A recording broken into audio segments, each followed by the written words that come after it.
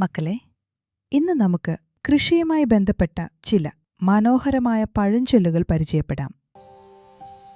വാഴ നനയുമ്പോൾ ചീരയും നനയും. വാഴയ്ക്ക് വെള്ളമൊഴിച്ചാൽ അതിന്റെ ചുവട്ടിലെ ചീരയ്ക്കും വെള്ളം കിട്ടും. അതുപോലെ ഒരാൾക്ക് ചെയ്യുന്ന നന്മയുടെ ഗുണം മറ്റുള്ളവർക്കും ലഭിക്കും. അതാണ് വാഴ നനയുമ്പോൾ ചീരയും നനയും എന്ന പഴഞ്ചൊല്ലിന്റെ അർത്ഥം. മത്തൻ കുത്തിയാൽ കുമ്പളം മുളക്കില്ല. മത്തന്റെ വിത്ത് നട്ടാൽ മത്തനെ മുളയ്ക്കൂ.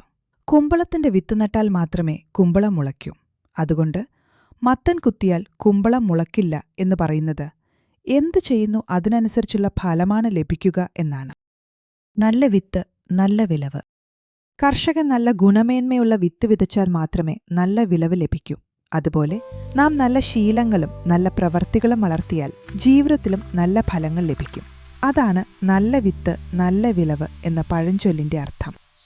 മഴയുള്ളപ്പോൾ കൃഷി, വെയിലുള്ളപ്പോൾ കൊയ്ത്ത്.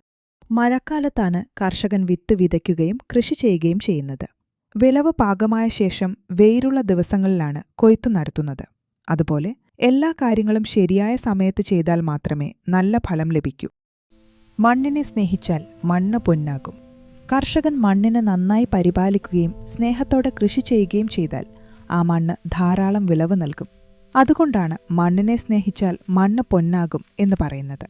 ഉഴുതവനെ, വിളവിന്റെ വില അറിയൂ.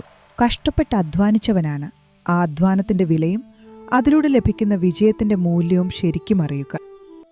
ഇതുപോലെയുള്ള രസകരവും അറിവേകുന്നതുമായ വീഡിയോകൾ കാണാൻ ഞങ്ങളുടെ ചാനൽ ഇപ്പോൾ തന്നെ സബ്സ്ക്രൈബ് ചെയ്യൂ. പുതിയ വീഡിയോകൾ ആദ്യം കാണാൻ ബെല്ലൈക്കണും അമർത്താൻ മറക്കരുതേ. വീണ്ടും കാണാം. ബൈ.